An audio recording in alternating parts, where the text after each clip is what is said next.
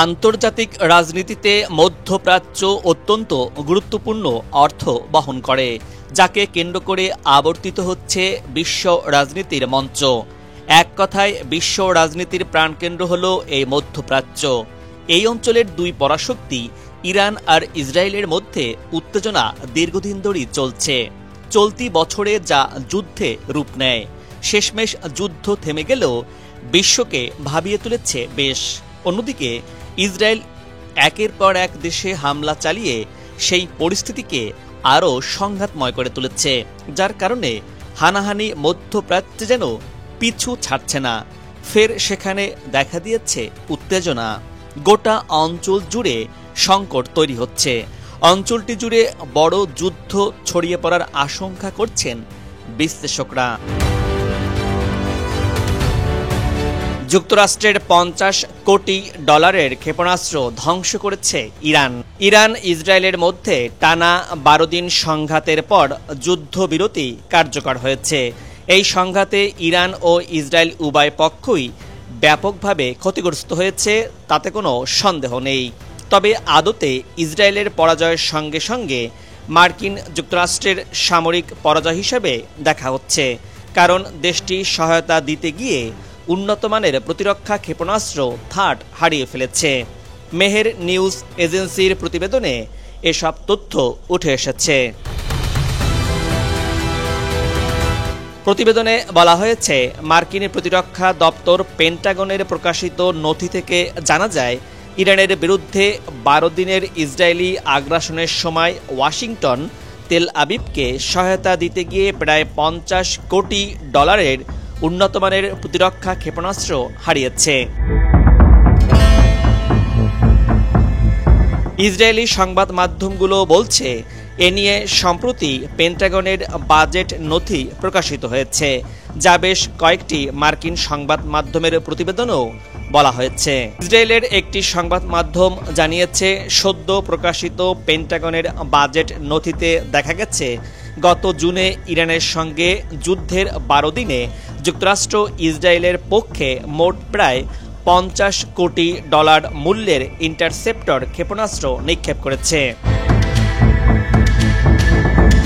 সংবাদ মাধ্যম the war zone এবং বিজনেস ইনসাইডারের উদ্ধৃতি দিয়ে বলা হয়েছে, নথিগুলোর একটিতে $498.265 মিলিয়ন জরুরি তহবিল চাওয়া হয়েছে, যা দিয়ে থার্ড ক্ষেপণাস্ত্র ব্যবস্থা প্রতিস্থাপন করা হবে। নথিতে আরও বলা হয়েছে, এই ক্ষেপণাস্ত্রগুলো ইসরায়েলকে সমর্থন দিতে ব্যবহার করা হয়েছিল। ইরানের বিরুদ্ধে ইসরায়েলের ওই 12 দিনের আক্রমণে যুক্তরাষ্ট্র 100 থেকে 150টি থার্ড ক্ষেপণাস্ত্র নিক্ষেপ করেছে। এই ক্ষেপণাস্ত্রগুলো প্রতিস্থাপনের জন্য আরও বাজেট বরাদ্দ করতে হলে যুক্তরাষ্ট্রের কংগ্রেসের অনুমোদনের প্রয়োজন হবে। আর এমন তথ্য উঠে এসেছে মেহের নিউজ এজেন্সির। এবার ইসরায়েলকে ঠেকাতে যে কৌশলে গেল ইরান। ইরানের সশস্ত্র বাহিনী এখন সর্বোচ্চ সতর্ক অবস্থায় রয়েছে। দেশের নিরাপত্তা এখন আর কোনো গতানুগতিক কাজ নয়, বরং প্রতিটি মুহূর্তে সতর্ক থাকা, দ্রুত সিদ্ধান্ত নেওয়া এবং একসঙ্গে কাজ করাই হয়ে উঠেছে ইরানি সেনাদের প্রতিদিনের বাস্তবতা। সম্প্রতি ইরানি বিপ্লবী গার্ড বাহিনীর স্থল বাহিনীর ট্যাকটিক্যাল সদর দপ্তরে গিয়ে ইরানের সর্বোচ্চ সামরিক প্রধান major general Abdur Rahim Musavi জানিয়েছেন, কেউ যদি ভাবে পুনরায় ইরানে হামলা চালাবে, তবে তা হবে ভয়ঙ্কর ভুল। মুসাভি আরও স্পষ্ট জানিয়েছেন, এই প্রস্তুতির পেছনে আছে দীর্ঘ অভিজ্ঞতা। 8 বছরের প্রতিরোধ যুদ্ধ হোক কিংবা সাম্প্রতিক 12 দিনের ভয়াবহ সংঘর্ষ, ইরানের সেনারা ইতিহাস থেকে শিক্ষা নিয়েছে। সেই শিক্ষা শুধু অতীতের স্মৃতি নয়, এটি আজকের কৌশলে রূপ নিয়েছে। ফলে শত্রুর যে কোনো ভুল হিসাব এখন তাদের নিজেদের জন্যই ভয়াবহ বিপদ ডেকে আনবে। তবে আরও জানিয়েছেন, ইরানের সশস্ত্র বাহিনী এখন এমন এক স্তরে পৌঁছেছে, যেখানে শত্রুরা নতুন করে আক্রমণের চিন্তা করলেই তা ব্যর্থ হয়ে যাবে।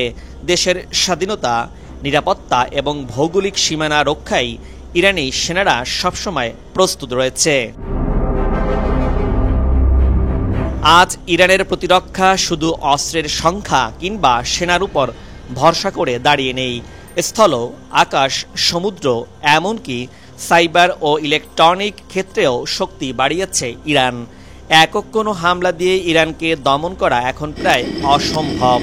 এই বহুমুখী সক্ষমতাই শত্রুকে ভাবিয়ে তুলেছে, কারণ সহজ কোনো জয় এখানে সম্ভব নয়। ইসরায়েল বলছে তারাও প্রস্তুত। আকাশ প্রতিরক্ষা ব্যবস্থা ঢেকে রাখবে আয়রন ডোম, অ্যারো, মার্কিন থার্ড ইন্টারসেপ্টর দিয়ে। ইরানও কম নয়, তারা বলছে তাদেরও হাতে রয়েছে হাজারো ক্ষেপণাস্ত্র, মাটির নিচে লুকিয়ে রাখা অস্ত্র, এমন সব অস্ত্রের ভাণ্ডার যা একবার খুললে ধ্বংসস্তূপে পরিণত হবে মধ্যপ্রাচ্যের কসাইখ্যাত ইসরায়েল। বিশ্লেষকরা বারবার সতর্ক করে বলছেন আবারও যুদ্ধের পথে হাঁটছে ইরান ও ইসরায়েল, আর তা হতে পারে মিসাইল দিয়েই। তাহলে কথা হচ্ছে ইরান ইসরায়েল পরবর্তী যুদ্ধের রূপ কেমন হবে, আর এর মূল্যই বা কতটা ভয়াবহ হতে পারে। চলতি বছরের জুন মাসের সেই 12 দিনের রক্তক্ষয়ী যুদ্ধে ইসরায়েল ও যুক্তরাষ্ট্র দাবি করছিল তারা বিজয়ী। তাদের বক্তব্য, ইরানের আকাশ প্রতিরক্ষা ব্যবস্থা ভেঙে দিয়ে তারা শত্রুর গভীরে প্রবেশ করেছে, আঘাত করেছে ক্ষেপণাস্ত্র কারখানা, রাডার স্টেশন, এমনকি লক সিস্টেমেও। মার্কিন প্রতিরক্ষা দপ্তরের দাবি, অন্তত 3টি ইরানের নিউক্লিয়ার স্থাপনা সাময়িকভাবে ক্ষতিগ্রস্ত করা হয়েছিল। কিন্তু বাস্তব চিত্র ভিন্ন। ইরান এখনও হাতে রেখেছে 1000-এর বেশি ব্যালিস্টিক ক্ষেপণাস্ত্র, যেগুলোর মধ্যে বহু মিসাইলের পাল্লা সরাসরি তেল আবিব থেকে হাইফা পর্যন্ত। শুধু তাই নয়, ইরানি সামরিক সূত্র বলছে তাদের হাতে এখনও নতুন জেনারেশনের বিভিন্ন ক্ষেপণাস্ত্র রয়েছে, যেগুলো বহু উচ্চতায় নির্ভুলভাবে আঘাত হানতে সক্ষম। সামরিক বিশেষজ্ঞদের মতে যুদ্ধের পর প্রকৃত অবস্থা দাঁড়িয়েছে নতুন ধরনের অস্ত্র প্রতিযোগিতায়। একদিকে ইসরায়েল তৈরি করছে আরও শক্তিশালী প্রতিরক্ষা বহুল, যেখানে রয়েছে আয়রন ডোম, অ্যারো 3, মার্কিন থার্ড, এমনকি সাইবার ডিফেন্স সিস্টেম। অন্যদিকে ইরান মনোযোগ দিচ্ছে ক্ষেপণাস্ত্রের নির্ভুলতা ও সংখ্যা বৃদ্ধিতে। তাই তো সামরিক মহলে প্রশ্ন উঠছে, তাহলে পরবর্তী সংঘর্ষে প্রকৃতপক্ষে বিজয়ী কে হবে? প্রতিরক্ষা প্রযুক্তি নাকি আক্রমণাত্মক অস্ত্র ভাণ্ডার? ইরানের ক্ষেপণাস্ত্র প্রোগ্রাম যেন তাদের সামরিক কৌশলের প্রাণ ভোমরা, কারণ মিলিশিয়া গ্রুপ কিংবা প্রক্সি ফোর্স যেখানে অনেকটাই ব্যর্থ হয়েছে, সেখানে ইরানের ব্যালিস্টিক ক্ষেপণাস্ত্রই প্রমাণ করেছে তাদের আসল সক্ষমতা। 12 দিনের যুদ্ধে ইরানি ক্ষেপণাস্ত্র ইসরায়েলি প্রতিরক্ষা ভেদ করে শুধু বাড়িঘর নয়, সামরিক স্থাপনাতেও আঘাত হেনেছিল।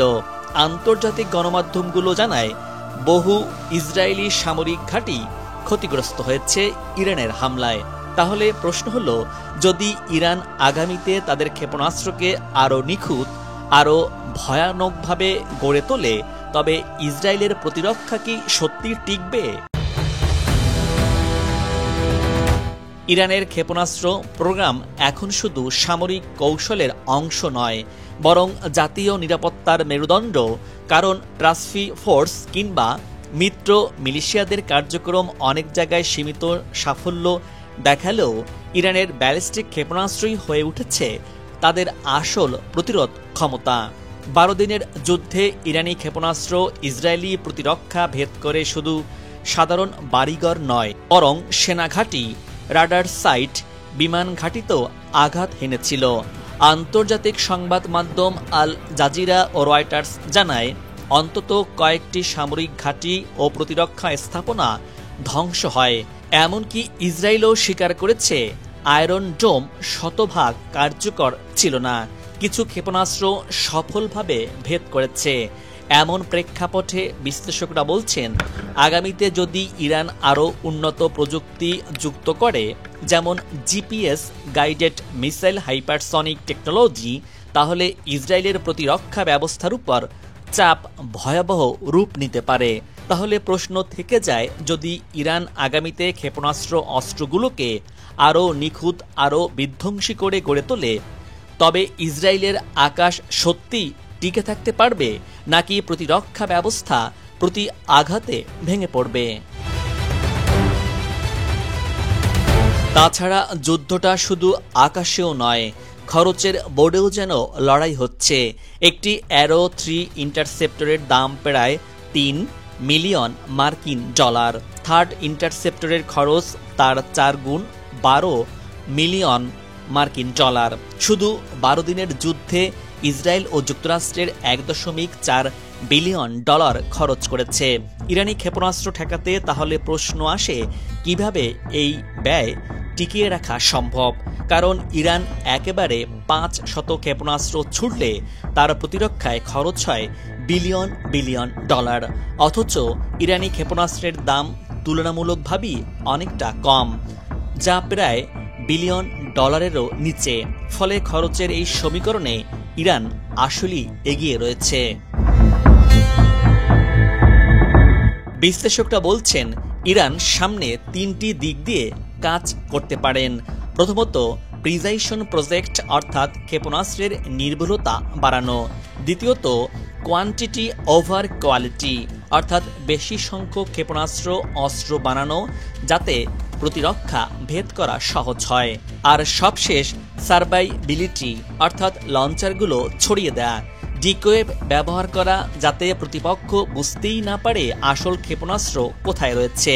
সুতরাং যুদ্ধের দিন যদি আবার আসে, ইরান এমন পরিস্থিতি তৈরি করতে চাইবে যেখানে ইসরায়েলের আকাশ প্রতিরক্ষা ব্যবস্থা ভেঙে পড়বে মুহূর্তেই। একটি গুরুত্বপূর্ণ প্রশ্ন হল, ইরানের আকাশ প্রতিরক্ষা ব্যবস্থা কি আবার ঘুরে দাঁড়িয়েছে? গত যুদ্ধে রুশ S-300 সিস্টেম বড় কোনো কাজেই আসেনি। রাশিয়া নিজেই ইউক্রেনের যুদ্ধ নিয়ে ব্যস্ত, নতুন সিস্টেম দেওয়ার অবস্থায় নেই। কিন্তু এখানে সামনে আসছে চীন।